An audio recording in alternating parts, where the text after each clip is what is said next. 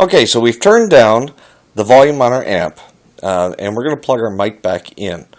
So what we're doing now is we're going to adjust our mic so that we can get the sound we want. And it is a little bit adjustable. So it also I'm going to unplug that for a second.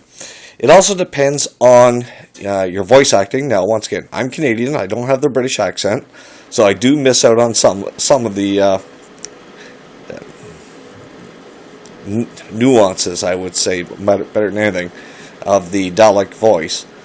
But I want to adjust this for my voice, and I want it to be the best sound for a particular Dalek.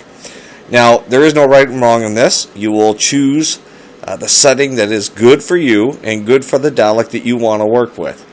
So we'll get into this. Let's plug the mic back in.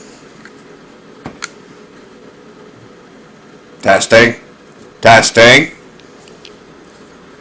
This is not a Dalek that I want to use, but I can lower my voice and do a little better. You will also see my strobes are lighting. So I want to adjust this last variable resistor. I am going to adjust it and talk. This will make me listen to what I am saying. I can hear the difference. I prefer it up here. This sounds good. This is the way I want it to sound. A little more adjustment. We shall go with this. This sounds good. This is the way I want my Dalek to sound like. He will be a very large Dalek. He will be an efficient Dalek. He will exterminate humans. He will exterminate all of the humans on the planet Earth. Obey the Daleks. Obey. Obey.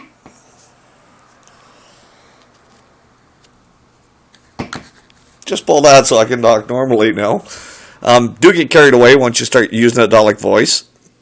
It's the fun of it all. That's why we do this, is to enjoy it. So adjust that pot and, make it the way you want it for your sound. And also for your Dalek. You do have a fair range here, so play with it a bit. Watch your green LEDs light up. And you should be able to tone right into what you want. After that, one of the last things we're going to do is we're going to just tidy up some of the wires here. So we're going to move some of these down. And once again, keep it away from the heat on the mouse set. And clean it up. Now I'm going to put the lid onto it. And I can pretty much call this puppy done. I'll get this installed. I may actually change the tone a bit. Because what I might do is I'm not going to have my NSD ready soon enough. And I want to play with this a little more. I'm going to install this into my Davros. So I'm going to change the pot a little bit more because I want a little higher pitch for the Davros. And I can run without the lights. That's no problem. It doesn't need to have the lights in the circuit to run. And I'll use it temporarily in my Davros. And then I'll switch it over to my NSD once it's ready. Alright. Thanks for going on this journey with me. I hope you enjoy this. I do highly recommend getting this. The cost, value, and sound is incredible. When I first started building Daleks, I went for, once again, I didn't have a whole lot of money to invest into it.